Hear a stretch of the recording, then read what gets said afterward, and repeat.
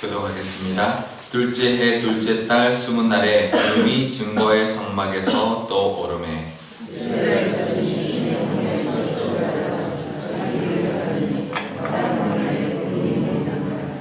이와 같이 그들이 여호와께서 모세에게 명령하신 것을 따라 진행하기를 행진하기를 시작하였는데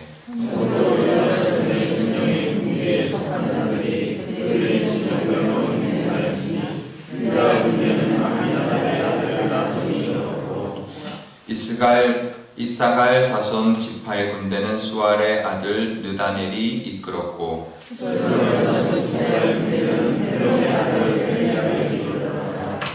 이에 성막을 거듭해 게르손 자손과 무라리 자손이 성막을 메고 출발하였으며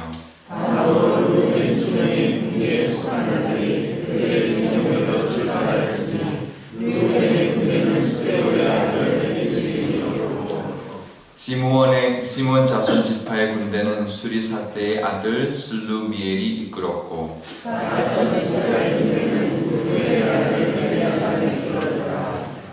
고앗인은 성물을 메고 행진하였고 그들이 이르기 전에 성막을 세웠으며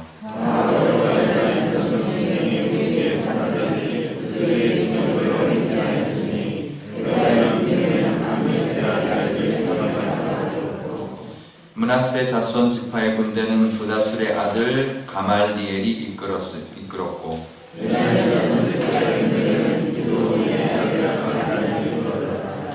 다음으로 단 자손 진영의 군기에 속한 자들이 그들의 진영별로 행진하였으니 이 군대는 모든 진영의 마지막 진영이었더라. 단 군대는 암미 사대의 아들 아히에셀이 이끌었고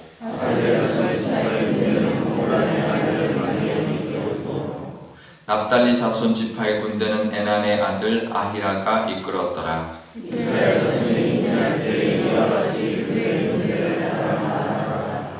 모세가 모세의 장인 미디안 사람 르우엘의 아들 호밥에게 이르되 여호와께서 주마하신 곳으로 우리가 행진하나니 우리와 동행하자. 그리하면 선대하리라. 여호와께서 이스라엘에게 복을 내리리라 하셨느니라.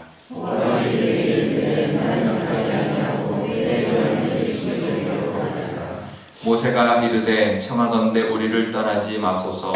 당신은 우리가 광야에서 어떻게 진칠지를 아나니 우리의 눈이 되리이다.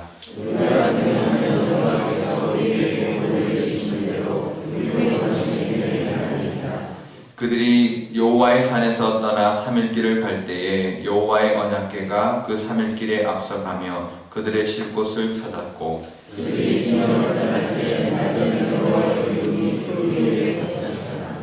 궤가 떠날 때에는 모세가 말하되 여호와여 일어나사 주의 대적들을 흩으시고 주를 미워하는 자가 주 앞에서 도망하게 하소서 하였고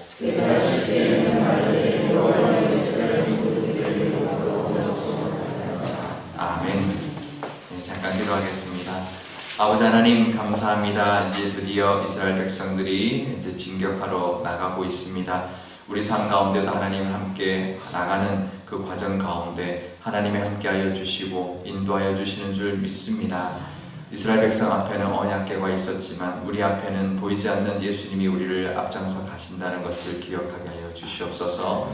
그러므로 그 하나님 예비하신 은혜와 복과 그 인도하심을 잘 따르는 저희들이 될 수 있도록 오늘도 함께하여 주시옵소서.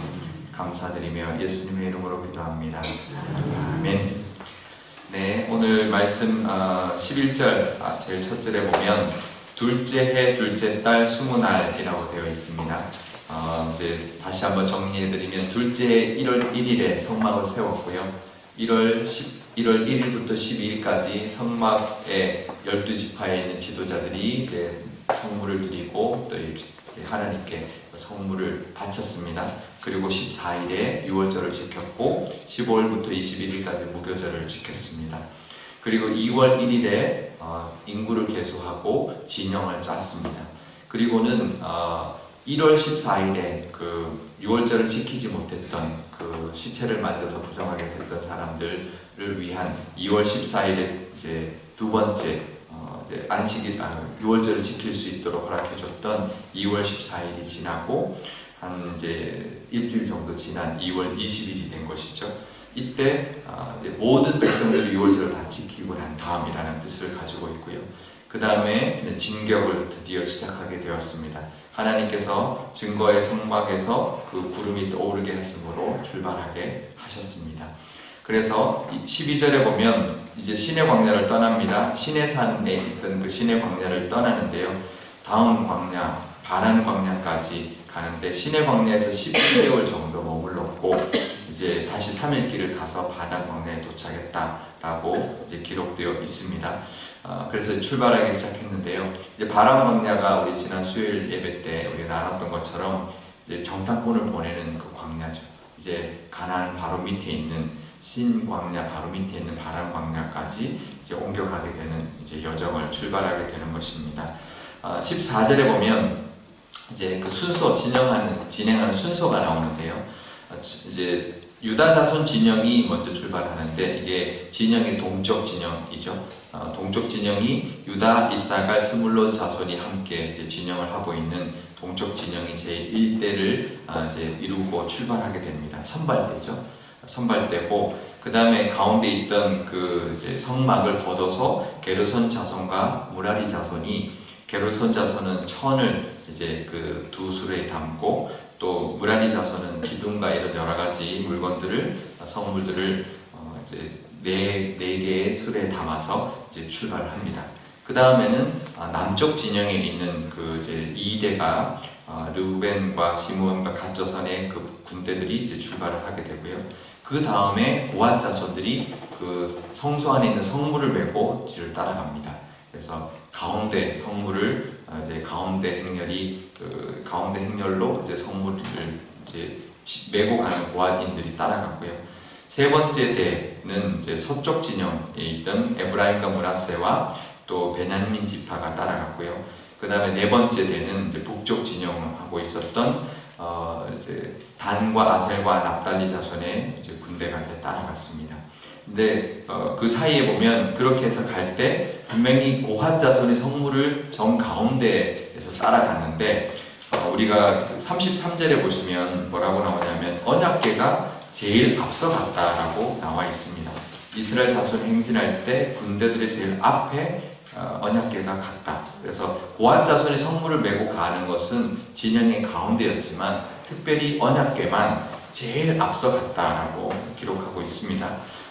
그리고 난 다음에 이제 3일 길을 가서 이제 쉴 곳을 찾아서 그 언약궤가 머물렀고 그 언약궤가 머무른 곳에 다시 이제 진영을 다시 배치를 하고 진을 치고 머무르게 되는데요. 그 군대가 전체 군대인 군인 수가 60만이었고요. 전체 이스라엘 백성은 200만. 그 앞에 언약궤가 얼마나 컸는지 이제 말씀드리면 해봐야 한 1m 한 50, 1m 10 정도. 그러니까 이 강대상만한 거예요. 이 강대상만한 그러면 이제 제사장 레위인 이제 한 4사람이 어깨에 메고 갔겠죠. 이 1m 정도 되는 언약궤가 그 많은 그 군대에 제일 앞에 서서 가는 거예요. 어떻게 보면 굉장히 작은 모습에 이제 앞장서 가는 모습인 거죠. 언약궤가.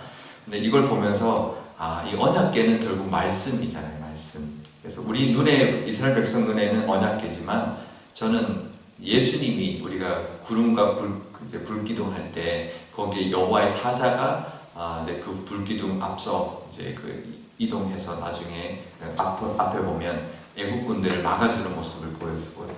우리 눈에 보이지 않지만 그 이스라엘 백성에 앞서가는 여호와의 사자가 있었다는 것인데 그 언약궤라는 것은 그 눈에 보이는 하나님의 상징인 거죠. 예수님이 우리 앞에 앞장서 가신다. 그것을 상징적으로 보여주는 것이죠.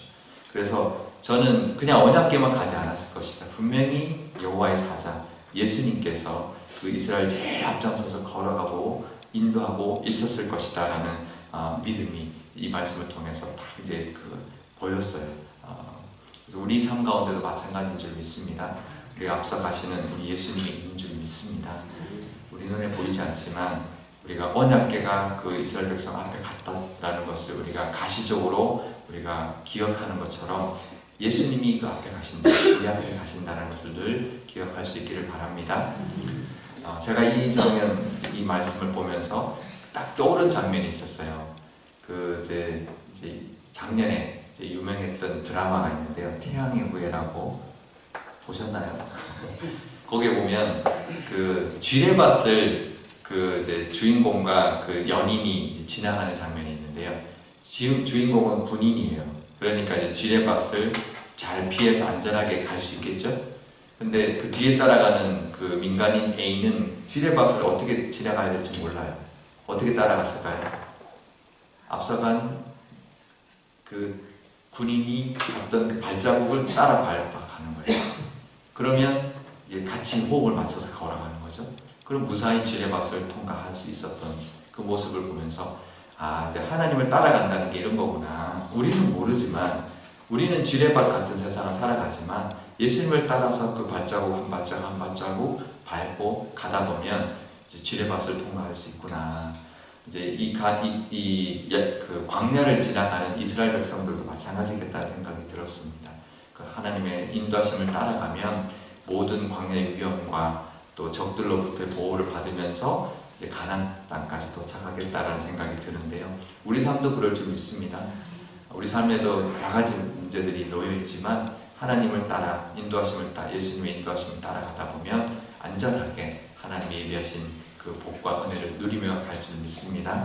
그 은혜를 누릴 수 있기를 축복합니다.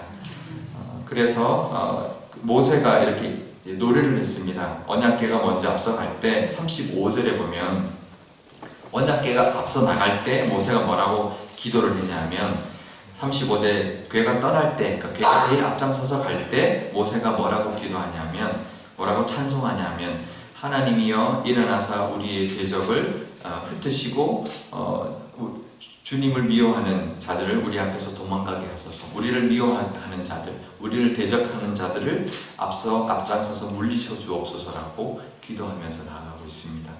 그리고 이제 궤가 쉴 때, 이제 궤가 머물렀을 때, 어떤 장소에 도착했을 때 이제는 하나님이여 우리에게로 돌아오셔서 우리 가운데 임재하여 주옵소서. 우리 그 진영 가운데 성막에 함께하여 주옵소서라고 기도하고 찬송하는 모습을 보여주고 있습니다.